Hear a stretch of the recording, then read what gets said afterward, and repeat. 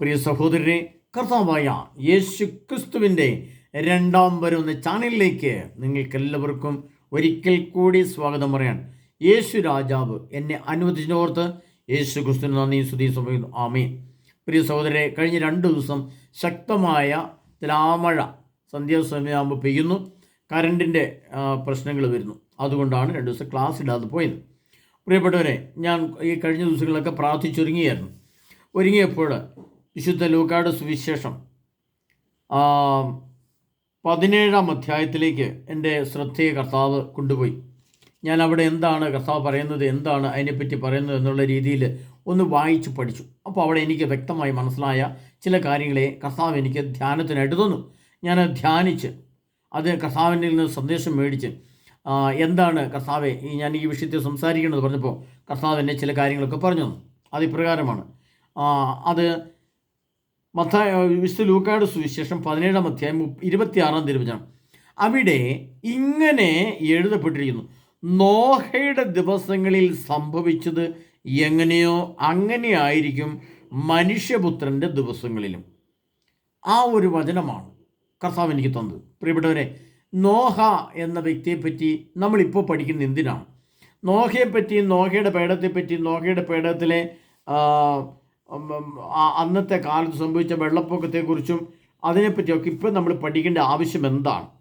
ആ ഒരു വചനത്തെപ്പറ്റി വ്യക്തമായിട്ട് പഠിച്ചപ്പോഴാണ് അത് പോയി ഞാൻ നോക്കി ആ ഭാഗത്ത് എന്തൊക്കെയാണ് പറഞ്ഞിരിക്കുന്നതെന്ന് നോക്കുമ്പോൾ അത് മനസ്സിലാക്കിയപ്പോഴാണ് കൂടുതൽ വ്യക്തമായിട്ട് ചില കാര്യങ്ങൾ കർത്താവ് പറഞ്ഞതിൻ്റെ അർത്ഥങ്ങൾ മനസ്സിലാകുന്നത്. അതിൻ പ്രകാരമാണ് ഞാനത് ഇപ്പോൾ നിങ്ങൾക്കായിട്ട് തയ്യാറാക്കിക്കൊണ്ടിരിക്കുന്നത്. പ്രിയപ്പെട്ടവരെ, നമ്മളിവിടെ മനസ്സിലാക്കേണ്ടത് ചില സത്യങ്ങളെ നമ്മൾ വ്യക്തമായിട്ട് പഠിച്ച് മനസ്സിലാക്കുക തന്നെ വേണം. അല്ലാതെ ശരിയല്ല. നോഹയുടെ പ്രശ്നങ്ങളെ സംബന്ധിച്ച് നമ്മൾ മനസ്സിലാക്കുമ്പോൾ നമ്മളൊരു സത്യം മനസ്സിലാക്കേണ്ടത്, നോഹ ഏതാണ്ട് 1000, അതായത് ലോകം സൃഷ്ടിക്കപ്പെട്ട് 1000 വർഷം തികഞ്ഞപ്പോൾ സംഭവിച്ച കാര്യങ്ങളെക്കുറിച്ചാണ് അവിടെ പറഞ്ഞിരിക്കുന്നത്. അപ്പോൾ ലോകം സൃഷ്ടിക്കപ്പെട്ടു 1000 വർഷം തികഞ്ഞപ്പോൾ ഭൂമിയിൽ അന്നുണ്ടായ തിന്മകളെക്കുറിച്ച് കർത്താവ് കാണുകയും ആ തിന്മയ്ക്ക് കൊടുത്ത ശിക്ഷയെക്കുറിച്ച് വിശുദ്ധ ഗ്രന്ഥത്തിൽ ഉൽപ്പത്തിയുടെ പുസ്തകത്തിൽ എഴുതി വെക്കുകയും ചെയ്തു. അപ്പോൾ അത് നമ്മളിപ്പോൾ കണക്ക് കൂട്ടുമ്പോൾ ഏകദേശം 6000 വർഷങ്ങൾക്ക് മുമ്പ് സംഭവിച്ച കാര്യമാണ്. ഈ 6000 വർഷങ്ങൾക്ക് മുന്നേ ഭൂമിയുടെ ഉൽപ്പത്തി കഴിഞ്ഞ് 1000 വർഷം തികഞ്ഞപ്പോൾ, അപ്പോൾ 5000 വർഷങ്ങൾ എന്ന് കണക്കൂട്ടാം, 1000 വർഷത്തിന് ശേഷം. അപ്പോൾ അത്രയും മുമ്പ് സംഭവിച്ച കാര്യങ്ങളെ ഇപ്പോഴെന്തിനു പഠിക്കണം, ഇപ്പോഴെന്തിനറിയണം, ഇപ്പോൾ നമ്മൾ അതിനെപ്പറ്റി എങ്ങനെ ധ്യാനിക്കണം, എങ്ങനെ പഠിക്കണം, മനസ്സിലാക്കണം എന്നുള്ളതിനെപ്പറ്റി കർത്താവ് ചിന്തിക്കുമ്പോൾ എനിക്ക് തന്ന 2 ചിന്തകളെ കർത്താവ് ഇങ്ങനെ കാണിച്ചു തന്നു എനിക്ക്. അത് ഒന്ന് BC 1000, അതായത് ക്രിസ്തുവിനൊക്കെ മുമ്പ് 1000 വർഷം മുമ്പ്. 2 AD 2000. അപ്പോൾ BC-യിൽ നോഹയുടെ പെട്ടകം എന്ന് പറയുമ്പോൾ ഇങ്ങനെ ഒരു പെട്ടകം ഉണ്ടായിരുന്നു. എന്നാൽ ഇന്ന് അത് AD 2025 വന്നപ്പോൾ അത് കോൺക്രീറ്റ് വീടുകളായി. അപ്പോൾ ആ കാലഘട്ടത്തെ സംബന്ധിച്ച് അത് നിങ്ങൾക്കൊരു ആശയം കിട്ടാൻ വേണ്ടിയിട്ടാണ് ഞാൻ പറഞ്ഞത്. അപ്പോൾ നമ്മളിവിടെ മനസ്സിലാക്കേണ്ടത്, ഉൽപ്പത്തിയുടെ പുസ്തകത്തിലേക്ക് വന്നു കഴിയുമ്പോൾ തിന്മ വർദ്ധിക്കുന്നു. ഉൽപ്പത്തിയുടെ പുസ്തകം 6-ാം അധ്യായത്തിൽ തിന്മ വർദ്ധിക്കുന്നു എന്നുള്ളത് നമ്മൾ കാണുകയുണ്ടായി. അവിടെ നമ്മൾ മനസ്സിലാക്കേണ്ടത്, നോഹയോട് പെട്ടകം പണിയാൻ പറഞ്ഞപ്പോൾ നോഹ പണിത പെട്ടകത്തിൻ്റെ മരം അത് ഗോഫേർ മരം എന്ന ഒരു മരമായിരുന്നു. ഗോഫേർ മരം ഉപയോഗിച്ച് അതിൻ്റെ അടിയിൽ കീലെന്ന് പറയുന്ന സാധനമൊക്കെ തേച്ച് അതൊരു വള്ളം പോലെ, പെട്ടകം പോലെ ഉണ്ടാക്കി 3 നിലകളായിട്ടുണ്ടാക്കി അത് സംവിധാനം ഉണ്ടാക്കി വെള്ളത്തിൽ പൊങ്ങിക്കിടക്കണം എന്ന രീതിയിൽ ക്രമീകരിക്കുവാനാണ് ദൈവം പറഞ്ഞത്. അപ്പോൾ അതേ സംഭവം തന്നെ ഇങ്ങോട്ട് വന്നു കഴിയുമ്പോൾ, ലൂക്കായുടെ സുവിശേഷത്തിൽ വന്നു കഴിയുമ്പോൾ എന്തായി, ഏതാണ്ട് 6000 വർഷം ഇങ്ങോട്ട് കടന്നു പോകുന്നു, അല്ലെങ്കിൽ 5000 വർഷം പൂർത്തിയായി. മൊത്തം കണക്കൂട്ടം നമുക്ക് 6000 വർഷം തികയാൻ ഇനി എത്ര വർഷമുണ്ട്? 8 വർഷമുണ്ട്. 2033 6000 വർഷം പൂർത്തിയാകുന്ന ഞാൻ വന്നിട്ടുണ്ട്. അപ്പോൾ അത്രയും പുരാതന കാലത്ത് സംഭവിച്ച നോഹയുടെ പേടകത്തെ ഈ 2025 കാലഘട്ടങ്ങളിൽ ഇരുന്ന് നമ്മൾ താരതമ്യം ചെയ്യുമ്പോൾ അത് ലൂക്കായുടെ സുവിശേഷം 17-ാം അധ്യായത്തിൽ പറഞ്ഞിരിക്കുന്നത് ഈ കാലഘട്ടത്തിൽ എങ്ങനെയാണ് നമ്മൾ മനസ്സിലാക്കേണ്ടത് എന്നുള്ളതിൻ്റെ അടിസ്ഥാനത്തിലാണ്. അതിൽ ഒന്നാമത്തെ കാര്യം കർത്താവ് നോഹയുടെ ദിവസങ്ങളിൽ സംഭവിച്ചത് എങ്ങനെയോ അങ്ങനെയായിരിക്കും മനുഷ്യപുത്ര ദിവസങ്ങളിലും. എന്നിട്ട് കർത്താവ് പറയാണ്, നോഹയോട് പറഞ്ഞ ഒരു കാര്യം കൂടെ പറയുന്നുണ്ട്. നോഹ പട്ടണത്തിൽ പ്രവേശിക്കുകയും ജലപ്രളയം വന്ന് സകലതും നശിപ്പിക്കുകയും ചെയ്യുന്നതുവരെ അവർ തിന്നും കുടിച്ചും വിവാഹം ചെയ്തു കൊടുത്തും കഴിഞ്ഞു പോകുന്നു. അപ്പം പ്രളയത്തിനും അകത്ത് പൊങ്ങിക്കിടക്കാവുന്ന ഒരു വഞ്ചി പോലെ, വള്ളം പോലെയായിരുന്നു നോഹയുടെ പേട നിർമ്മിച്ചത് എങ്കിൽ അന്ന് നമുക്ക് മനസ്സിലാക്കുന്നത് വെള്ളപ്പൊക്കമായിരുന്നു. വെള്ളത്തിന് മുകളിൽ പൊങ്ങി നിൽക്കണം, വള്ളം പോലെ നിൽക്കണം. എന്നാൽ ഇന്നത്തെ പശ്ചാത്തലം നോക്കുമ്പോൾ അത് വെള്ളപ്രളയമല്ല, ജലപ്രളയമല്ല, വരുന്ന അഗ്നിപ്രളയമാണ്. അതായത് 2025 കാലഘട്ടങ്ങളിൽ നമ്മൾ മനസ്സിലാക്കുമ്പോൾ, അല്ലെങ്കിൽ 2033 കാലഘട്ടം വരുമ്പോൾ ഇവിടെ സംഭവിക്കുന്ന ആണവ സ്ഫോടനമാണ്. ആണവ സ്ഫോടനത്തിൽ അഗ്നിയാണ് വരുന്നത്. അഗ്നിയിൽ ദഹിക്കാതെ, അഗ്നിയിൽ കത്തിപ്പോകാതെ ഒരു വള്ളം ഉണ്ടാക്കുക എന്ന് പറഞ്ഞാൽ അത് എങ്ങനെ ഉണ്ടാക്കണം എന്നുള്ളതിനെ പറ്റിയാണ് നമ്മൾ ചിന്തിക്കേണ്ടത്. അതാണ് നമ്മൾ പഠിക്കേണ്ടത്. അന്ന് നമുക്കറിയാം, നോഹയുടെ കാലഘട്ടങ്ങളിൽ ഗോഫർ മരം കൊണ്ട് വള്ളമുണ്ടാക്കുമ്പോൾ അന്ന് അഗ്നിപ്രളയമില്ല, ആണവ ബോംബില്ല, ആണവ ബോംബുകളുടെ സമയമായിട്ടില്ല, കണ്ടുപിടിക്കപ്പെട്ടിട്ടില്ല. അപ്പോൾ അവിടെ മരത്തിൻ്റെ പെട്ടകമുണ്ടാക്കി, അത് വെള്ളത്തിന് മുകളിൽ. ഇന്ന് മരത്തിൻ്റെ ഒരു പെട്ടകമുണ്ടാക്കി നമ്മൾ വെച്ച് കഴിഞ്ഞാൽ അഗ്നി വന്നു കഴിയുമ്പോൾ മരത്തിന് എന്ത് സംഭവിക്കും? അത് തീ പിടിച്ചു പോകും. അപ്പോൾ അത് നമുക്ക് ആ അർത്ഥത്തിൽ നമുക്ക് മനസ്സിലാക്കാൻ പറ്റിയില്ല. അപ്പോൾ ഇപ്പോൾ എന്നാ പണിയുന്ന കെട്ടിടങ്ങൾ എങ്ങനെയാണ്? ഇപ്പോൾ നമ്മൾ ഏറ്റവും കൂടുതൽ പണിയുന്നത് കോൺക്രീറ്റ് വീടുകളാണ്. വെട്ടുകല്ല് അതൊക്കെ ഉപയോഗിച്ച്, സിമെൻറ്റൊക്കെ ഉപയോഗിച്ച്, കമ്പിയൊക്കെ ഉപയോഗിച്ച് വീട്.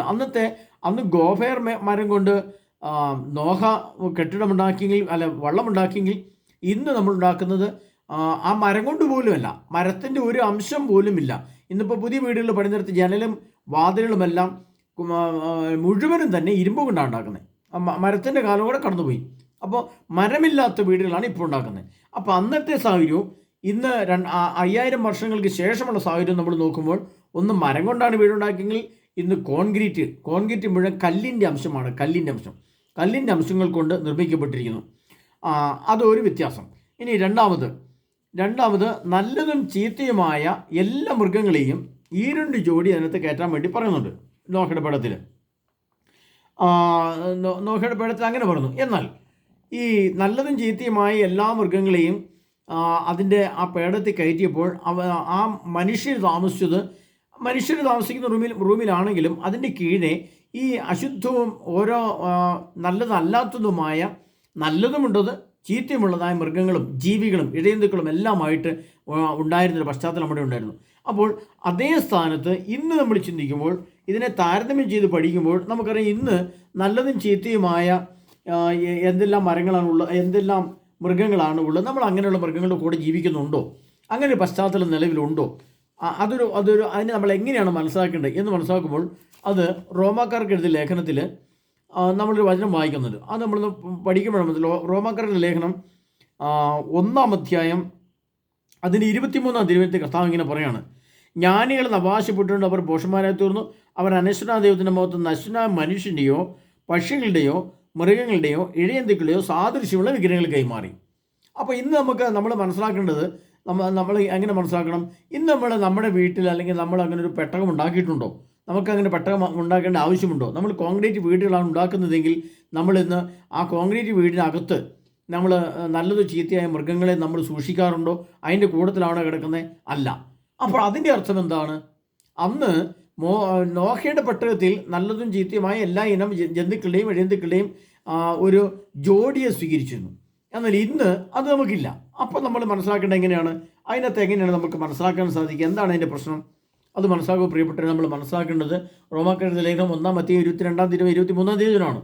അവിടെ ഇങ്ങനെ പറയുന്നുണ്ട്, നല്ലതും ചീത്തയുമായ ഒരുപാട് പ്രശ്നങ്ങൾ, അതായത് കാളകളുടെയോ ദൈവത്തിൻ്റെ മഹത്വം, അന്വേഷണ ദൈവത്തിൻ്റെ മഹത്വം, മനുഷ്യരുടെയോ പക്ഷികളുടെയോ മൃഗങ്ങളുടെയോ, അവിടെ മൃഗങ്ങൾ വരുന്നത് ഇഴയന്തുക്കൾ എന്ന് പറയുമ്പം അന്ന് നോഹയുടെ കാലഘട്ടങ്ങളിൽ പാമ്പ്, തേള്, പഴുതാര അങ്ങനെയുള്ള എല്ലാ ജീവികളുടെയും 2 ജോഡിയെ സ്വീകരിച്ചു. അത് ഇന്ന് നമുക്കത് ആവശ്യമുണ്ടോ? ഇന്ന് നമ്മളങ്ങനെ ഉപയോഗിക്കുന്നുണ്ടോ? എന്നാൽ ഇന്നും മനുഷ്യൻ തൻ്റെ ഹൃദയത്തിൽ അത്തരം ഇഴജന്തുക്കളുടെ സാദൃശ്യമുള്ള ആത്മാവുള്ള ജീവികളെ സൂക്ഷിക്കുന്നു എന്നാണ് ഇതിന് വേറൊരർത്ഥം. അതാണ് നമ്മൾ മനസ്സിലാക്കേണ്ടതാണ്. ഇന്ന് അതിൻ്റേതായ നമ്മൾ കാണാൻ പാടില്ലാത്ത മ്ലേച്ഛതയൊക്കെ കലർന്ന പരിപാടികൾ, അല്ലെങ്കിൽ സിനിമ പോലത്തെ അങ്ങനെയൊക്കെയുള്ള പരിപാടികൾ കാണുമ്പോൾ അത് ഏത് വസ്തുവിനെ പ്രതിദാനം ചെയ്യുന്നു, അതിനകത്തെ ആശയം എന്താണോ, അത് മൃഗങ്ങളുടെ ആണോ ഇഴയന്തുക്കളുടെ ആണോ അല്ലെങ്കിൽ ചീത്ത പടം കാണുമ്പോൾ അത് എന്താണ് ഉദ്ദേശിക്കുന്നത്? പാമ്പിൻ്റെ സിമ്പിളാണ്. അതുകൊണ്ടാണ് മത്തായിയുടെ സുവിശേഷത്തിൽ ഈശോ പറയുന്നുണ്ട്, പാമ്പുകളുടെയോ തേളുകളുടെയോ ശത്രുവിൻ്റെ സകല ശക്തിയുടെ മേൽ ചവിട്ടി നടക്കാൻ നിനക്ക് അധികാരം തന്നിരിക്കുന്നു. അവിടെ വരുന്നുണ്ട് പറഞ്ഞു, അവിടെ മൃഗങ്ങൾ വരുന്നുണ്ട്. ഏതാണ്? പാമ്പും തേളും ഇഴയന്തുക്കൾ. ശത്രുവിൻ്റെ സകല ശക്തി. ശത്രു എന്ന് പറഞ്ഞാൽ നമ്മളെ ആക്രമിക്കാൻ കഴിയുന്ന ശത്രുതയുള്ള മൃഗങ്ങളായ കടുവയുടെയും പുലിയുടെയും സിംഹത്തിൻ്റെയും ഒക്കെ സ്വഭാവമുള്ള വ്യക്തികൾ, അല്ലെ ആശയങ്ങൾ, അതിൻ്റെ കാഴ്ചപ്പാടുകൾ, അതിൻ്റെ സിമ്പലുകളെ, അതിൻ്റെ അടയാളങ്ങളെ നമ്മൾ ഇന്നും നമ്മുടെ വീടുകളിൽ നമ്മുടെ ഹൃദയത്തിൽ നമ്മൾ സൂക്ഷിക്കുന്നുവെന്ന് കർത്താവിനാണ്. അപ്പോൾ നമ്മൾ എങ്ങനെയാണ്? നോഹയുടെ ദിനങ്ങൾ പോലെയാണ് ഇനി വരാനിരിക്കുന്ന കാലങ്ങൾ എങ്കിൽ നമ്മൾ എന്ത് ചെയ്യേണ്ടി വരും?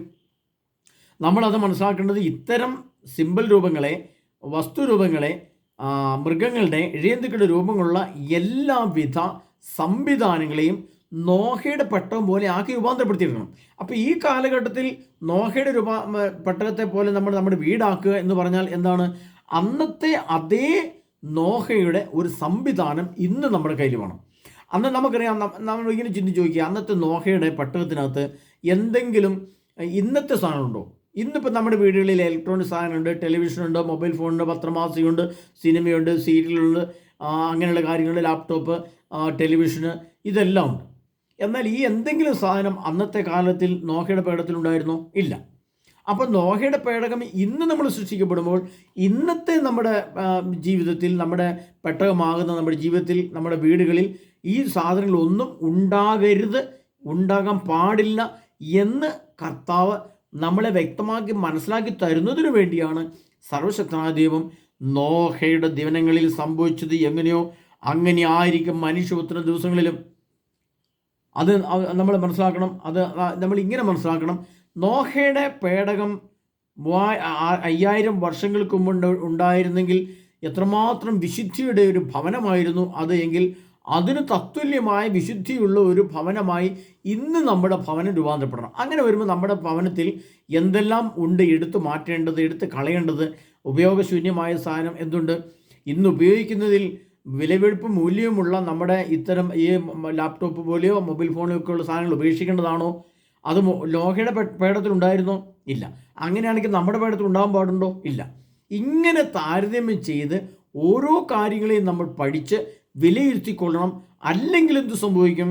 നോഹയുടെ ദിവസങ്ങളിൽ സംഭവിച്ചത് എങ്ങനെയോ അങ്ങനെ ആയിരിക്കും മനുഷ്യപുത്ര ദിവസങ്ങളിലും. അപ്പോൾ നോഹയുടെ ദിനങ്ങൾ പെട്ടകം പണിത്, വിശുദ്ധിയുള്ള പേടകം പണിത്, അവർ വെള്ളപ്പൊക്കത്തിൻ്റെ മേലെ ഉയർന്നേൽക്കാൻ തക്കവിധം അതിനെ ക്രമീകരിച്ചു വെച്ചെങ്കിൽ ഇന്ന് അഗ്നിയുടെ മുമ്പിൽ നമുക്ക് പിടിച്ചു നിൽക്കാൻ പറ്റുന്ന രീതിയിലുള്ള ഒരു പേടകമാകുന്ന വിശുദ്ധിയുടെ ഒരു ഭവനം, വിശുദ്ധിയുടെ നമ്മൾ താമസിക്കുന്ന സ്ഥലം, അതിനകത്ത് ഇഴയന്തുക്കളെയോ അശുദ്ധമായ ഒന്നിൻ്റെയോ സിമ്പൽ രൂപമോ അതിൻ്റെ ആത്മരൂപമോ സാദൃശ്യമോ അതിൻ്റെ വസ്തുരൂപമോ ഒന്നും ഉണ്ടാകാതെ നോക്കണം എന്നാണ് കർത്താവ് വന്നിരിക്കുന്നത്. അത് അന്നത്തെ പേടകം ഇന്നത്തെ ജീവിത സാഹചര്യത്തിലേക്ക് നമ്മൾ കൊണ്ടുവരണം. ഇന്നത്തെ ജീവിത സാഹചര്യത്തിലുള്ള വസ്തുക്കളൊന്നും അന്നത്തെ പേടകത്തിൽ ഇല്ലാതെ പോകുന്നതുപോലെ അതേ പേടകം പോലെ തന്നെയുള്ളൊരു പേടകമായി നമ്മുടെ ഭവനത്തെ, നമ്മുടെ ശരീരമാകുന്ന ഭവനത്തെ, നമ്മുടെ ശരീരമാകുന്ന പേടകത്തെ നമ്മൾ കാത്തു സൂക്ഷിക്കണം എന്നാണ് പ്രിയപ്പെട്ടവർ. അതിനർത്ഥം വളരെ നിഗൂഢമായ അർത്ഥമാണ്, പെട്ടെന്ന് മനസ്സിലാക്കാൻ സാധിക്കില്ല. ഇനി അതിൻ്റെ തന്നെ മറ്റൊരു കാര്യങ്ങൾ നമ്മൾ ചിന്തിക്കുമ്പോൾ നമ്മളിവിടെ ഇങ്ങനെ കാണുന്നൊരു സംഭവമുണ്ട്. ഏതാണ് സംഭവം നമുക്ക് നോക്കാം. അതായത് അവിടെ പറയുകയാണ്, മനുഷ്യർ ഭൂമിയിൽ പെരുകാൻ തുടങ്ങുകയും അവർക്ക് പുത്രിമാർ ജനിക്കുകയും ചെയ്തപ്പോൾ മനുഷ്യപുത്രിമാർ അഴകുള്ളവരാണ് എന്ന് കണ്ട് ദൈവപുത്രന്മാർ തങ്ങൾക്ക് ഇഷ്ടമുള്ളവരെല്ലാം ഭാര്യയെ സ്വീകരിച്ചു. അപ്പോൾ ദൈവമായ കർത്താവ് പറഞ്ഞു, എൻ്റെ ചൈതന്യം മനുഷ്യൻ എന്നേക്കും നിലനിൽക്കുകയില്ല. അവൻ ജഡമാണ്, അവൻ്റെ ആയുസ് 120 വർഷമായിരിക്കും. അപ്പോൾ അതെന്താണ്? ദൈവപുത്രന്മാരായ ആളുകൾ മനുഷ്യപുത്രിമാർ അഴകുള്ളവരാണെന്ന് കണ്ട് അവർ വിവാഹം കഴിച്ചു എന്ന് പറയുന്നത്. അപ്പോൾ അതിൻ്റെ അർത്ഥം ഇന്നത്തെ രീതി നമ്മൾ ചിന്തിക്കുമ്പോൾ നമുക്ക് എങ്ങനെയാണ് മനസ്സിലാക്കാൻ പറ്റുക? പ്രിയപ്പെട്ടവരെ, അതിനകത്ത് വലിയ അർത്ഥമുണ്ട്. അതിൻ്റെ വലിയ അർത്ഥമെന്ന് പറയുന്നത്, നമ്മളും ഇന്നങ്ങനെ ചെയ്യുന്നുണ്ടോ? നാം അതേ സ്ഥാനത്ത് നമ്മൾ കണക്ക് കൂട്ടുമ്പോൾ നമ്മൾ അഴകുള്ള സ്ത്രീകളാണ് മറ്റുള്ള സ്ത്രീകളെന്ന് കണ്ട് നമ്മൾ അവരെ ആഗ്രഹിക്കാറുണ്ടോ? നമ്മൾ ഇഷ്ടപ്പെടാറുണ്ടോ? അന്ന് നോഹയുടെ കാലഘട്ടങ്ങളിൽ സംഭവിച്ച ഏറ്റവും വലിയ തിന്മയെന്ന് പറയുന്നത് വിശുദ്ധി ഉണ്ടായിരുന്ന ദൈവത്തിൻ്റെ മക്കളെപ്പോലെ തുല്യമായ വിശുദ്ധിയും ജ്ഞാനവും സത്യസന്ധതയും നീതിബോധവും അഴകും വൃത്തിയും വിശുദ്ധിയും ഉണ്ടായിരുന്ന ദൈവപുരുഷന്മാർ, വിശുദ്ധന്മാരായ ആളുകൾ ഭൂമിയിലെ സ്ത്രീകളെ അവരഴകുള്ളവരാണെന്ന് കണ്ട് അവരെ വിവാഹം കഴിക്കുകയും സ്വന്തമാക്കുകയും ചെയ്തു. ഒന്നൊന്നും ആയിരിക്കില്ല, പലപ്പോഴും കൂടുതലായിട്ട് അവരത് ചെയ്തിരുന്നു. എന്നാൽ ഇന്ന് നമ്മൾ അതേ സ്ഥാനത്ത് നോഹയുടെ ദിനം ഈ കാലഘട്ടമാണല്ലോ.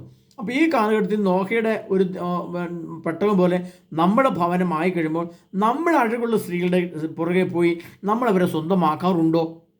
അതായത് ഒന്നാമത് നമ്മൾ ഗോഫർ മരത്തെ കണ്ടു, രണ്ടാമത് നല്ലയും ചീത്തയുമായ മൃഗങ്ങളുടെ അവസ്ഥ അത് ആ നോഹയുടെ പേടകത്തിൽ ഉണ്ടായിരുന്ന പോലെ തന്നെ നമ്മൾ ഇന്നും കാത്തു സൂക്ഷിക്കേണ്ടതിന് പകരം ഈ കാലഘട്ടത്തിലെ പേടകവും ആ കാലഘട്ടത്തെ പേടകവും തമ്മിലുള്ള വ്യത്യാസത്തെയാണ് നമ്മൾ ഏറ്റവും കൂടുതൽ പഠിക്കുന്നത്. അതായത് ഇപ്പം മൂന്നാമത്തെ പോയിന്റ് ഞാൻ പറയുന്നത്, ഭൂമിയിലെ സ്ത്രീകൾ അഴകുള്ളവരാണെന്ന് കണ്ട്. അപ്പോൾ നമ്മൾ ഏതേ സ്ഥാനത്ത് ഇപ്പം ഞാൻ അല്ലെങ്കിൽ നമ്മളെപ്പോലുള്ള കുറേ ആളുകൾ ക്രിസ്ത്യാനികൾ അല്ലെങ്കിൽ സഭയെ നമ്മൾക്ക് എടുക്കുക. അപ്പം നമ്മളിവിടെ നോക്കുമ്പോൾ നമ്മൾ അങ്ങനെ അഴകുള്ള സ്ത്രീകളെ പോയി കാണാറുണ്ടോ, ഇഷ്ടപ്പെടാറുണ്ടോ, അവരെ വിവാഹം കഴിക്കാൻ ആഗ്രഹിക്കുന്നുണ്ടോ, വിവാഹം കഴിക്കാറുണ്ടോ? എന്നാൽ ഉണ്ട് എന്നാണ് ആര് പറയുന്നത്? സർവശക്തനായ ദൈവം പറയുന്നത്. അതെങ്ങനെയാണ്? അത് നമ്മൾ ഏറ്റവും കൂടുതൽ മനസ്സിലാക്കേണ്ടത്, ഇന്ന് വിവാഹം കഴിച്ച സ്ത്രീയും പുരുഷന്മാരും ഭാര്യാഭർത്താക്കന്മാർ അവർ തമ്മിൽ അടിച്ചു പിരിഞ്ഞ് തല്ലിപ്പിരിഞ്ഞിട്ട് പിന്നെ അവരെന്ത് ചെയ്യുന്നു? എൻ്റെ ഭാര്യയേക്കാൾ അഴകുള്ള സ്ത്രീകളായ മറ്റൊരു സ്ത്രീകളെ ലിവിങ് ടുഗദർ വിളിക്കുകയാണ്. അതിനെ ഡൈവോഴ്സ് ചെയ്യുന്നു, മറ്റൊന്ന് ഡൈവോഴ്സ് ചെയ്യുന്നു. സ്വന്തം ഭാര്യയെ തന്നെ ഡൈവോഴ്സ് ചെയ്ത് കളഞ്ഞതിന് ശേഷം അവരെ കേസ് കൊടുത്ത് ഒഴിവാക്കിയതിന് ശേഷം ലിവിങ് ടുഗദറിലേക്ക് പോകുന്നു, അല്ലെങ്കിൽ ചീത്തപ്പടങ്ങളിലെ സുന്ദരികളായ സ്ത്രീകളെ കണ്ട് ആനന്ദിക്കുന്നു. അപ്പോൾ അവിടെ എല്ലാം സംഭവിക്കുന്നത് എന്താണ്? ഈ സുന്ദരികളായ സ്ത്രീകളെ അഴകുള്ളവരാണെന്ന് കണ്ട് നമ്മളും അതേ തിന്മ ചെയ്യുന്നു. അത് ഉൽപ്പത്തിയുടെ പുസ്തകത്തിൽ പറഞ്ഞ അന്നത്തെ നോഹയുടെ കാലഘട്ടങ്ങളിൽ ഭൂമിയിലെ സ്ത്രീകൾ അഴകുള്ളവരാണെന്ന് കണ്ട് അവരെ ദൈവപുത്രന്മാർ വിശുദ്ധിയുള്ളവർ പോയി വിവാഹം കഴിച്ചതുപോലെ ഇന്ന് അതേ നമ്മളും എന്തു ചെയ്യുന്നു? അഴകുള്ള സ്ത്രീകളെ മീഡിയയിൽ കൂടെ കാണുന്നു, മൊബൈൽ ഫോണിൽ കൂടെ കാണുന്നു, ലാപ്ടോപ്പിൽ കൂടെ കാണുന്നു, സിനിമയിൽ കൂടെ കാണുന്നു, സീരിയലിൽ കൂടെ കാണുന്നു. ഇങ്ങനെ ഓരോ വിധത്തിൽ കണ്ട് നമ്മൾ ഇഷ്ടപ്പെട്ട അഴകുള്ളവരെ കണ്ട് നമ്മളും ആഗ്രഹിക്കണം, വിവാഹം കഴിക്കാൻ ആഗ്രഹിക്കുന്നു, കൂടുതൽ കടത്താൻ ആഗ്രഹിക്കുന്നു, അങ്ങനെ അതാഗ്രഹിക്കുന്നു, ഇതാഗ്രഹിക്കുന്നു. അങ്ങനെ വരുമ്പോൾ എന്ത് ചെയ്യുന്നു? ഇന്ന് അന്നത്തെ തിന്മ അതേ പിടി ഇന്നും ഭൂമിയിൽ നിലനിൽക്കുന്നു. അപ്പം നമ്മളിവിടെ പെട്രോൾ പണിയുമ്പോൾ നമ്മൾ എന്ത് ചെയ്യണം? നമ്മൾ അതേ നോഹയുടെ പേടകം നമ്മൾ ഇന്ന് പണിയാണ്. നോഹയുടെ പേടകത്തിൽ ഉണ്ടായിരുന്ന അതേ അവസ്ഥ തന്നെ ഇനിയും സംഭവിക്കുകയാണ്. അതുകൊണ്ടാണ് ലൂക്കായുടെ സുവിശേഷത്തിൽ പറഞ്ഞത് എന്താണ് പറഞ്ഞിരിക്കുന്നത്? നോഹയുടെ ദിനങ്ങൾ പോലെ ആയിരിക്കും മനുഷ്യപുത്രൻ്റെ ദിവസങ്ങളും. അപ്പം മനുഷ്യപുത്രൻ എന്ന് പറയുമ്പോൾ ആ മനുഷ്യപുത്രൻ അന്ന് മനുഷ്യപുത്രൻ ഉണ്ടായിരുന്നോ? ഇതിനകത്ത് ഏറ്റവും വലിയ ചിന്തിക്കേണ്ട പ്രശ്നം എന്ന് വെച്ചാൽ നമ്മൾ മനസ്സിലാക്കണം, നോഹയുടെ കാലഘട്ടത്തിൽ മനുഷ്യപുത്രനില്ല. മനുഷ്യപുത്രൻ ഉണ്ടായിരുന്ന കാലഘട്ടത്തിൽ നോഹയുമില്ല. ഇപ്പം നോഹയുടെ പേടകമുണ്ടോ? ഇല്ല. നോഹ ഇവിടെ ഉണ്ടോ? ഇല്ല. അപ്പോൾ ഇപ്പോൾ ഇവിടെ മനുഷ്യപുത്രനുണ്ട്. അപ്പോൾ അന്ന് മനുഷ്യപുത്രനുണ്ടോ? ഇല്ല. യേശു ഉണ്ടോ? അവിടെ ഉണ്ടോ? ഇല്ല. യേശു അന്ന് അവിടെ വന്നിട്ടുണ്ടോ? ഇല്ല. അപ്പോൾ ഇവിടെ നമ്മൾ മനസ്സിലാക്കേണ്ട ഒരു നിഗൂഢ രഹസ്യം എന്ന് പറയുന്നത്, ഏറ്റവും വലിയ സത്യം എന്ന് പറയുന്നത്, പ്രിയപ്പെട്ട നമ്മൾ മനസ്സിലാക്കേണ്ടത്, കർത്താവ് പറയുന്ന പോലെ മനുഷ്യത്വത്തിൻ്റെ ദിവസങ്ങളിൽ എങ്ങനെയായിരിക്കും എന്ന് പറയുമ്പോൾ, ഇനി നമ്മൾ ഏറ്റവും വ്യക്തമായിട്ട് മനസ്സിലാക്കാൻ ഉദ്ദേശിക്കുന്ന ഒരു പോയിന്റ് എന്താണെന്ന് അറിയുമോ? അത് ഈ 2033 യുഗം അവസാനിച്ചതിന് ശേഷം പിന്നീട് കുറച്ച് സമയം കൂടെ ഭൂമിയിലുണ്ട്. ആ ദിവസങ്ങൾ നമുക്ക് മനുഷ്യപുത്രനായ യേശു പോലും ഭൂമിയിൽ ഇല്ലാതെയുള്ളൊരു കാലഘട്ടം ഭൂമിയിൽ വരും. പ്രത്യേകിച്ച് 2033 അതിനു മുമ്പ് 2030 കാലഘട്ടം മുതൽ ഇതിൻ്റെ അസ്വസ്ഥതകൾ ഭൂമിയിൽ ആരംഭിക്കും. അത് 33 വരുമ്പോൾ യേശു, സഭ, വിശ്വാസം, വിശുദ്ധി, ഉദാശകൾ, വചനം, സുവിശേഷം ഇതൊന്നുമില്ലാത്തൊരു കാലഘട്ടങ്ങൾ മനുഷ്യപുത്രൻ്റെ ദിവസങ്ങൾ പോലെയായിരിക്കും. മനുഷ്യപുത്രൻ്റെ ദിവസങ്ങൾ എന്ന് പറയുമ്പോൾ മനുഷ്യപുത്രനായ യേശു ക്രിസ്തു ഇപ്പോൾ ഭൂമിയിലുണ്ടെങ്കിൽ ഇപ്പോൾ നമുക്കിതെല്ലാമുണ്ട്, സഭയും സംവിധാനം എല്ലാമുണ്ട്. എന്നാൽ ഈ സഭയും സംവിധാനം ഇല്ലാതെ നോഹയുടെ കാലഘട്ടങ്ങളിൽ യേശു ഇല്ലാതിരുന്നത് പോലെ തന്നെ നമ്മുടെ ഈ കാലഘട്ടങ്ങളിലും ഈ വരാനിരിക്കുന്ന കാലങ്ങളിലും യേശു ഇല്ലാത്ത, സഭയില്ലാത്ത, വിശ്വാസം വിശുദ്ധിയില്ലാത്തൊരു കാലഘട്ടം വരും എന്ന് കർത്താവ് മുൻകൂട്ടി നമ്മൾ അറിയിക്കുക. അതുകൊണ്ടാണ് മനുഷ്യപുത്ര ദിവസങ്ങൾ പോലെ ആയിരിക്കും. നോഹയുടെ ദിവസങ്ങളിൽ സംഭവിച്ചത് എങ്ങനെയോ അങ്ങനെ തന്നെയായിരിക്കും മനുഷ്യപുത്ര ദിവസങ്ങളിലും. നോഹ പട്ടണത്തിൽ പ്രവേശിക്കുകയും ജലപ്രളയം വന്ന് സകലതും നശിപ്പിക്കുന്നത് വരെ അവർ തിന്നും കുടിച്ചും വിവാഹം ചെയ്തും കഴിഞ്ഞു പോന്നു. അപ്പോൾ നമ്മൾ 3 കാര്യങ്ങൾ വ്യക്തമായിട്ട് കണ്ടു. ഒന്ന്, ഗോഫേർ മരം കൊണ്ടായിരുന്നു നോഹ പെട്ടമുണ്ടാക്കിയെങ്കിൽ ഇന്ന് നമ്മൾ കോൺക്രീറ്റ് ഉണ്ടാക്കുന്നത്. അപ്പോൾ കോൺക്രീറ്റ് കെട്ടിടങ്ങൾ ഉണ്ടാക്കിയാൽ അത് മുഴുവൻ അഗ്നിക്കിരയാകും. അന്ന് വെള്ളത്തിൽ നശിക്കാതിരുന്നെങ്കിൽ ഇന്ന് അതിനേക്കാൾ ഭയാനകമായ അഗ്നിയാണ് ഇനി വരാൻ പോകുന്നത്. അഗ്നി വരുമ്പോൾ എന്ത് സംഭവിക്കും? സ്വാഭാവികമായി നമുക്ക് മനസ്സിലാക്കുന്ന കാര്യം ഏതാണ്? ഈ കോൺക്രീറ്റ് കെട്ടിടങ്ങളാണ് പൊളി നശിച്ചു പോകും. അപ്പോൾ ഇവിടെ ഒരു നോഹയുടെ പെട്ടകം നമ്മൾ ഉണ്ടാക്കേണ്ടതായിട്ടുണ്ട്. നോഹയുടെ ദിനങ്ങൾ പോലെ നമ്മൾ ഉണ്ടാക്കേണ്ടത്. അപ്പോൾ അത് നമ്മൾ എന്തുകൊണ്ട് ഉണ്ടാക്കണം? അത് മരം കൊണ്ടാണോ ഉണ്ടാക്കേണ്ടത്? അത് മരം കൊണ്ടുണ്ടാക്കിയാൽ അഗ്നിയിൽ കത്തിപ്പോവും. അപ്പോൾ അവിടെ എന്താ ഉണ്ടാക്കേണ്ടത്? ഇവിടെ നമ്മൾ സ്വർണം, വെള്ളി, രത്നം, പുല്ല്, വൈക്കോല്, തടി, ഗലാത്യർക്കെഴുതിയ ലേഖനത്തിൽ നമ്മൾ കർത്താവ് പറയുന്നുണ്ട് ഏതെല്ലാം വസ്തുക്കൾ കൊണ്ടാണ് നമ്മുടെ പണിയേണ്ടത്, ഏതെല്ലാം ഉപകരണങ്ങൾ ഉപയോഗിച്ചാണ് നമ്മൾ പണിയേണ്ടത്, ഏത് രീതിയിലുള്ള ഭവനമാണ് നമ്മൾ പണിയേണ്ടത്. കർത്താവ് 6 വസ്തുക്കൾ ഉപയോഗിച്ച് ഉണ്ടാക്കാൻ പറയുന്ന കെട്ടിടങ്ങൾ ഏതൊക്കെയാണ്? അതിലൊന്ന് സ്വർണം, സ്വർണത്തെക്കുറിച്ച് പറയുന്നു, 2 വെള്ളിയെക്കുറിച്ച് പറയുന്നു, 3 രത്നത്തെക്കുറിച്ച് പറയുന്നു, മറ്റൊന്ന് തടി, പുല്ല്, വൈക്കോല്. ഇതിൽ പുല്ലും തടിയും വൈക്കോലും രീതിയിൽ ഉണ്ടാക്കി കഴിഞ്ഞാൽ അതുകൊണ്ട് അഗ്നിയിൽ കത്തിപ്പോവും. പിന്നെ ഏതാണ് കത്തിപ്പോകാത്തത്? അതാണ് സ്വർണം. പ്രിയപ്പെട്ടവരെ, സ്വർണത്തിൻ്റെ പ്രത്യേകത എന്താണ്? ഞാൻ പറഞ്ഞിട്ടുള്ളതാണ് പലപ്പോഴും. സ്വർണത്തിൻ്റെ ഏറ്റവും വലിയ പ്രത്യേകത എത്ര തീയിൽ ഉരുകിയാലും അത് വീണ്ടും അങ്ങനെ തന്നെ നിൽക്കും. അതിൻ്റെ ആകൃതി മാറും, പക്ഷേ ഘടന മാറുകയില്ല. ആ വസ്തു അങ്ങനെ നിൽക്കും. അപ്പോൾ അതിൻ്റെ ഇന്നത്തെ അർത്ഥം, ഇന്ന് നമ്മളുണ്ടാക്കുന്ന ഒരു പേടകം, നോഹയുടെ പേടം പോലൊരു പേടകം ഉണ്ടാക്കിയാൽ, അത് നമ്മളൊരു ഭവനം പണിതാൽ, അത് സ്വർണത്തിൻ്റെ പ്രാധാന്യമുള്ള, സ്വർണം എന്ന വസ്തു നശിച്ചു പോകാതെ ഇരിക്കുന്നത് പോലെ തന്നെയുള്ള വിശുദ്ധി, സ്വർണം പോലെയുള്ള വിശുദ്ധി, സ്വർണം പോലെയുള്ള ജ്ഞാനം, സ്വർണം പോലെയുള്ള സ്നേഹം, സ്വർണം പോലെയുള്ള ശക്തി, സ്വർണം പോലെയുള്ള പ്രാർത്ഥന, സ്വർണം പോലെയുള്ള പേടകം, സ്വർണം പോലെയുള്ള ജീവിതം, സ്വർണം പോലെയുള്ള ചിന്തകൾ, കൂദാശകൾ, ദൈവത്തിൻ്റെ വചനങ്ങൾ, ആരാധനകൾ എല്ലാം സ്വർണത്തിൻ്റെ അതേ പ്രാധാന്യം കൊടുത്തുകൊണ്ട്, അല്ലെങ്കിൽ സ്വർണത്തെ നമ്മൾ എത്രമാത്രം തീവ്രമായി അഭിലഷിച്ച് ആഗ്രഹിച്ച് ഇഷ്ടപ്പെടുന്നു, അതുപോലെ ഉള്ള ഒരു നോഹയുടെ പേടകം ഇപ്പോൾ നമ്മൾ രൂപാന്തരപ്പെടുത്തിയെടുക്കണം. എന്നാൽ നമ്മൾ 2 ആഴ്ച കഴിഞ്ഞിട്ട് 2 വർഷം കഴിഞ്ഞിട്ട് എടുക്കാം, അങ്ങനെ ഒരു ചിന്ത വെച്ചുകൊണ്ടിരിക്കുന്നത് തെറ്റാണ്. കാരണം അതിനുള്ള സമയം നമുക്ക് കിട്ടിയില്ല. അതിനാൽ അതിൻ്റെ അർത്ഥം ഇതാണ് പ്രിയപ്പെട്ടവരെ, നമ്മൾ എത്ര ശക്തമായിട്ട് യേശുവിൻ്റെ വരവിന് ഒരുങ്ങുമ്പോൾ നോഹയുടെ ദിനങ്ങൾ പോലെയാണ് വരുന്നതെങ്കിൽ, നോഹയുടെ ദിനങ്ങളിൽ അന്നത്തെ നോഹയും ഭാര്യയും മക്കളും രക്ഷപ്പെട്ടതുപോലെ നമ്മളും രക്ഷപ്പെടണമെങ്കിൽ ഇതിന് തത്തുല്യമായൊരു പേടകം നമ്മുടെ കയ്യിൽ ഇപ്പോൾ ഉണ്ടാവണം. ആ പേടകമാണ് ഒന്ന് വിശ്വാസത്തിൻ്റെ, വിശുദ്ധിയുടെ, ജ്ഞാനത്തിൻ്റെ, വിവേകത്തിൻ്റെ, നീതിബോധത്തിൻ്റെ, സത്യസന്ധതയുടെ, പരിശുദ്ധാത്മ ഫലത്തിൻ്റെ ഒരു പേടകം നമ്മൾ സൃഷ്ടിക്കണം. സൃഷ്ടിച്ചില്ല എങ്കിൽ നമുക്ക് നിലനിൽപ്പില്ല എന്നുള്ളതിൻ്റെ ഏറ്റവും വലിയ തെളിവാണ് ഇനി വരാൻ പോകുന്ന വലിയ ആഗോള യുദ്ധങ്ങൾ. പക്ഷേ ആ ആഗോള യുദ്ധങ്ങളിൽ ഏത് അഗ്നി വന്നാലും അതിൽ കത്തി ദഹിക്കാത്ത സ്വർണത്തിൻ്റെ പ്രാധാന്യമുള്ള, സ്വർണം കൊണ്ട് പണിയപ്പെട്ട ഒരു പേടകം പോലെ, നോഹയുടെ പേടകം പോലെ, അന്ന് ഗോപർ മരം കൊണ്ടാണെങ്കിൽ ഇന്ന് സ്വർണം കൊണ്ടുള്ള ഗോപർ മരത്തിൻ്റെ മോഡലിൽ നമ്മൾ പണിത് അതിൽ ആയിരിക്കണം. ഇത് ഇത്രമാത്രം പ്രാധാന്യത്തോടെ നമ്മൾ ചിന്തിച്ച് അത്രമാത്രം കഠിനാധ്വാനം ചെയ്ത്, സ്വർഗീയ പ്രവേശനം എന്ന് പറഞ്ഞാൽ പ്രിയപ്പെട്ട എളുപ്പത്തിൽ കയറിപ്പോകാൻ പറ്റുന്ന സ്ഥലമല്ല സ്വർഗം. അത് വലിയ പ്രോസസ്സിങ്, വലിയ സംസ്കരണം. എൻ്റെ ആത്മാവിനെ, മനസ്സിനെ, ശരീരത്തെ, വിശുദ്ധിയെ പരിശുദ്ധി കൊണ്ട് നിറച്ച് അതിനായിട്ട് നിരന്തരമായ പ്രാർത്ഥനകളും, നിരന്തരമായ വിശദീകരണ പ്രക്രിയകളും, നിരന്തരമായ പരിശുദ്ധാത്മാഭിഷേക ശുശ്രൂഷകളും, നിരന്തരമായ ദാനധർമ്മങ്ങളും, പാപപരിഹാര പ്രവൃത്തികളും ചെയ്ത് വിശുദ്ധിയുടെ ഒരു പേടം തന്നെ ഉണ്ടാക്കി നമ്മൾ അതിനകത്ത് കയറി നിൽക്കുന്ന അവസ്ഥയിലേക്ക് നമ്മുടെ മനസ്സും ശരീരം ആത്മാവും രൂപാന്തരപ്പെടുത്തിയില്ലെങ്കിൽ നമ്മളിൽ നിന്ന് കൈമോശം വന്നു പോകുന്ന നമ്മുടെ വിശുദ്ധി, നമ്മളിൽ നിന്ന് കൈമോശം വന്നു പോകുന്ന നമ്മുടെ ജ്ഞാനം, നമ്മുടെ സ്നേഹത്തിൻ്റെയും ജ്ഞാനത്തിൻ്റെയും വിവേകത്തിൻ്റെയും സത്യസന്ധതയുടെയും നീതിബോധത്തിൻ്റെയും കൈമോശം വന്നു പോകുന്ന അവസ്ഥ നമ്മളിൽ സംഭവിച്ചാൽ പെട്ടെന്ന് അത് ആർജിച്ചെടുത്ത് നമുക്ക് രക്ഷപ്പെടാൻ പറ്റുന്നൊരവസ്ഥയല്ല ഈ വരും കാലഘട്ടങ്ങളിൽ വരാൻ പോകുന്നത്. പ്രത്യേകിച്ച് ഇപ്പോൾ തന്നെ നമുക്കറിയാം. ഇപ്പോൾ തന്നെ ഉദാഹരണം പറഞ്ഞാൽ, നിങ്ങൾ മൊബൈൽ ഫോൺ ഉപയോഗിക്കരുത്, അത് ഉപേക്ഷിക്കണം എന്ന് പറഞ്ഞാൽ ആർക്കെങ്കിലും ചെയ്യാൻ സാധിക്കുമോ? നമ്മൾ അത്രമാത്രം അതിൻ്റെ ബന്ധനത്തിലും അതിൻ്റെ ആവശ്യകതയിലും നമ്മൾ പിടിമുറുകിപ്പോയി. ഇനിയിപ്പോൾ പെട്ടെന്ന് നമ്മുടെ കയ്യിൽ നിന്ന് മൊബൈൽ ഫോൺ എടുത്ത് മാറ്റാൻ പറഞ്ഞാൽ പറ്റില്ല. പക്ഷേ ഇനി പ്രിയ സഹോദരങ്ങളെ, ഞാൻ നിങ്ങൾ പറയുകയാണ്, ഒരു ചുരുങ്ങിയ കാലഘട്ടം മുന്നോട്ട് പോയി കഴിയുമ്പോൾ ഞാൻ ഈ ക്ലാസ്സുകളൊക്കെ അവസാനിപ്പിച്ചുകൊണ്ട് ഈ മൊബൈൽ ഫോണിൻ്റെ ഉപയോഗത്തെയൊക്കെ നിയന്ത്രിക്കുകയും ക്രമീകരിക്കുകയും ചെയ്യും. കാരണം എനിക്ക് എൻ്റെ വീട്, ഞാൻ ആയിരിക്കുന്ന സ്ഥലം എനിക്ക് എന്താക്കി മാറ്റണം? ഞാനൊരു പേടകമാക്കി, ഒരു പെട്ടകമാക്കി മാറ്റേണ്ടതായിട്ടുണ്ട്.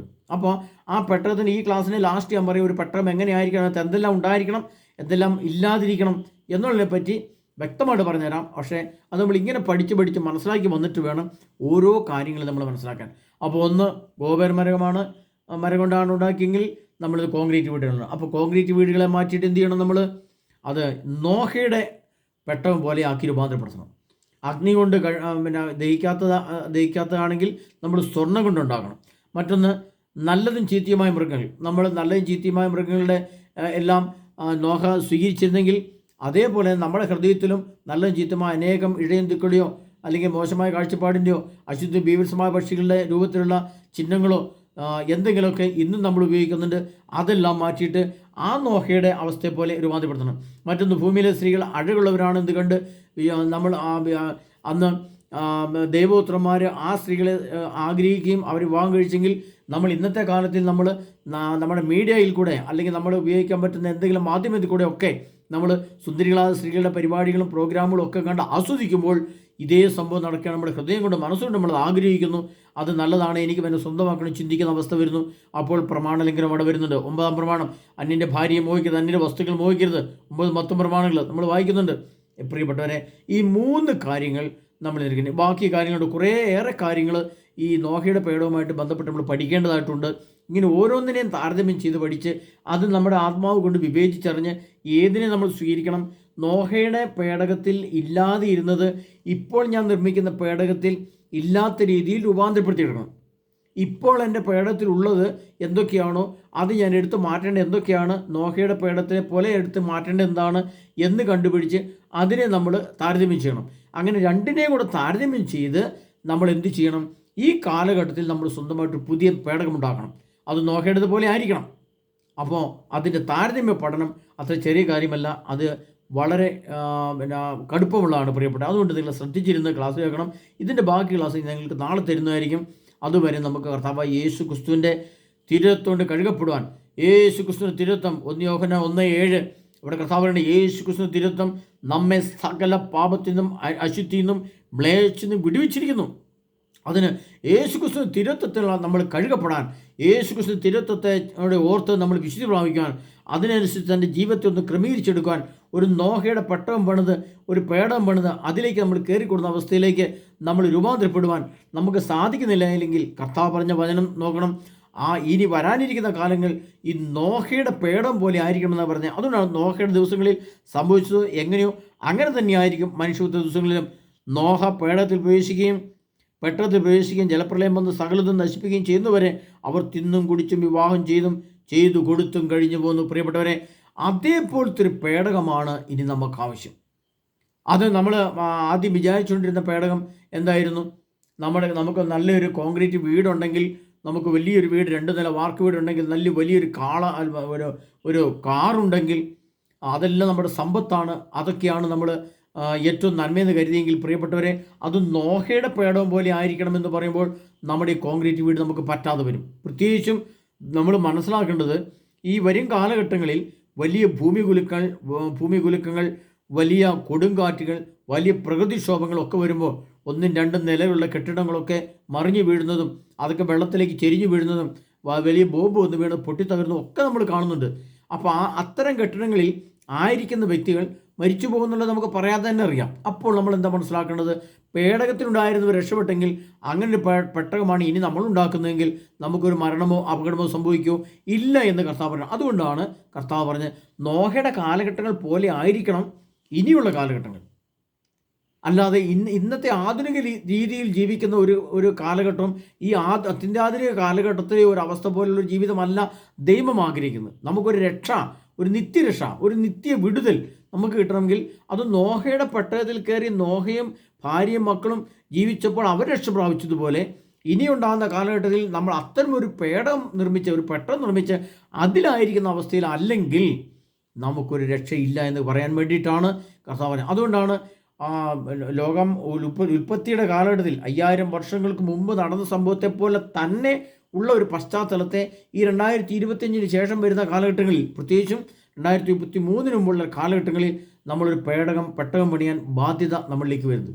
അത്രമാത്രം താരതമ്യ പഠനവും താരതമ്യ വിശകലനം ചെയ്ത് പഠിച്ചില്ല എങ്കിൽ നമ്മൾ ഈ ഭൂമിയിലെ ജീവിതം കൊണ്ട് നമുക്ക് നഷ്ടം വരുന്നത് നമ്മുടെ സ്വർഗീയ പ്രവേശനമാണ് എന്ന് ചിന്തതിനേക്കാളേറെ സ്വർഗത്തിലേക്ക് പ്രവേശിക്കാൻ പറ്റിയില്ലെങ്കിൽ പിന്നെ നമ്മൾ പ്രവേശിക്കുന്ന സ്ഥലം നിത്യപാതാളമാണ്. ആ നിത്യപാതാളത്തിലെ വേദനകളെക്കുറിച്ച് നമുക്ക് വർണ്ണിക്കുക പോലും അസാധ്യമാണ്. അതൊക്കെ യാഥാർത്ഥ്യമാണോ ഇല്ലെന്ന് മനസ്സിലാകുന്ന എപ്പോഴാണ്? ആണവ സ്ഫോടനത്തിന് ശേഷമുണ്ടാകുന്ന ആ കൊടും നിത്യാഗ്നി, ആ ഒരിക്കലും ഒരു മനുഷ്യൻ നശിപ്പിക്കാൻ പറ്റാത്ത അഗ്നി, അതിൻ്റെ ചൂട്, അത് വളരെ നമ്മൾ മാനുഷിക ബുദ്ധിക്ക് അപ്രാപ്യമായ ചൂടാണ്.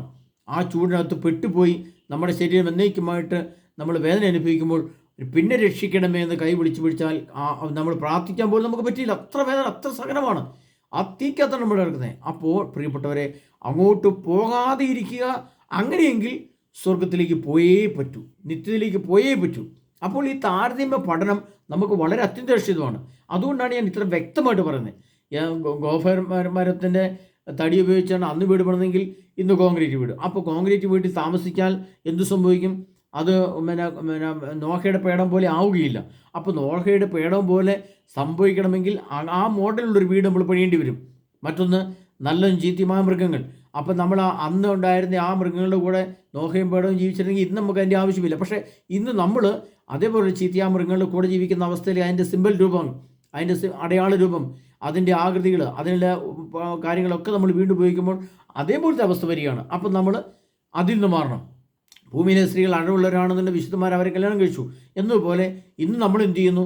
നമ്മൾ സുന്ദരികളായ സ്ത്രീകളുടെ ശരീരം കാണുന്നു, ആനുപത്യ സിനിമകൾ, അങ്ങനെയുള്ള പ്രോഗ്രാമുകൾ കണ്ട് അത് നമ്മൾ ചെയ്യുന്നു. അപ്പോൾ അതേ തിന്മ ഇന്ന് നമ്മൾ പിന്തുടർന്ന് നമ്മൾ അതിനെ പിന്തുടർന്ന് വരുമ്പോൾ അതിനെ ദുരാത്മാക്കൾ നമ്മൾ കയറിക്കൂടും. ആ കയറിക്കൂടി ദുരാത്മാക്കൾ നമ്മളിൽ നിന്ന് വിട്ടുപോകാതെ വരുമ്പോൾ അതിനെ വിടുവിച്ചെടുക്കാൻ മാർഗമില്ലാത്ത അവസ്ഥ വന്നാൽ നമ്മുടെ ജീവിതം എന്നേക്കുമായിട്ട് പരാജയം. ഇനി ഞാനൊന്ന് തോറ്റുപോയി, പരീക്ഷയിൽ എഴുതി നമ്മൾ തോറ്റുപോയാൽ നമുക്കൊരു ഗുണമുണ്ട്, വീണ്ടും അടുത്ത പരീക്ഷയ്ക്ക് ഉത്സാഹിച്ച് പഠിച്ച് എഴുതി രക്ഷപ്പെടാം. എന്നാൽ കർത്താവിൻ്റെ വരവിൽ നമുക്ക് നിത്യജീവനിലേക്ക്, സ്വർഗീയമോഹത്തിലേക്ക് പ്രവേശിക്കാൻ പറ്റിയില്ലെങ്കിൽ പിന്നെ എത്തിപ്പെടുന്ന സ്ഥലത്തെക്കുറിച്ച് നമുക്കൊരു ചിന്തിക്കാൻ പോലും പറ്റില്ല. അപ്പോൾ ആ സമയത്ത് കിടന്ന് നിലവിളിച്ചിട്ട് കാര്യമില്ല. അതിൻ്റെ ഒരുക്കമാണ് പ്രിയ സഹോദരങ്ങൾ ഇപ്പോൾ നമ്മൾ സംഭവിക്കുന്നത്. അതിനാൽ കർത്താവായ ഈശോ നമ്മളെ ഓരോരുത്തരെയും ഈ താരതമ്യ പഠനത്തിൽ വേർതിരിച്ച് മനസ്സിലാക്കി ആത്മാവിനെ വിവേചിച്ചറിഞ്ഞ് ശ്രദ്ധാപൂർവം സൂക്ഷ്മതയോടെ വളരെ ചിന്തനീയമായി ബുദ്ധിപൂർവ്വം ജ്ഞാനം ഉപയോഗിച്ച് എവിടുന്നൊക്കെ പ്രാർത്ഥനയും വിശുദ്ധിയും നേടാമോ അവിടുന്നൊക്കെ പ്രാർത്ഥനയും വിശ്വാസവും വിശുദ്ധിയും നേടി എൻ്റെ ശരീരത്തെയും മനസ്സിനെയും ആത്മാവിനെയും പരിശുദ്ധാത്മാവിനെ നിറച്ച് കർത്താവ് പറഞ്ഞതുപോലെ വിശുദ്ധിയിലും ജ്ഞാനത്തിലും വിവേകത്തിലും സത്യസന്ധതയിലും നീതിബോധത്തിലും പരിശുദ്ധാത്മ ഫലങ്ങളിലും നമ്മൾ ആയിരിക്കാൻ വേണ്ടിയിട്ടാണ് ഈ താരതമ്യം പഠനം. ഇനി നാളെ വീണ്ടും വരുന്നത് അതിൻ്റെ ഒരു 10-20 ലക്ഷണങ്ങൾ കർത്താവ് വെളിപ്പെടുത്തി തന്നിട്ടുണ്ട്. അതെല്ലാം നാളെ നിങ്ങൾക്ക് ക്ലാസ് എടുത്ത് തരും.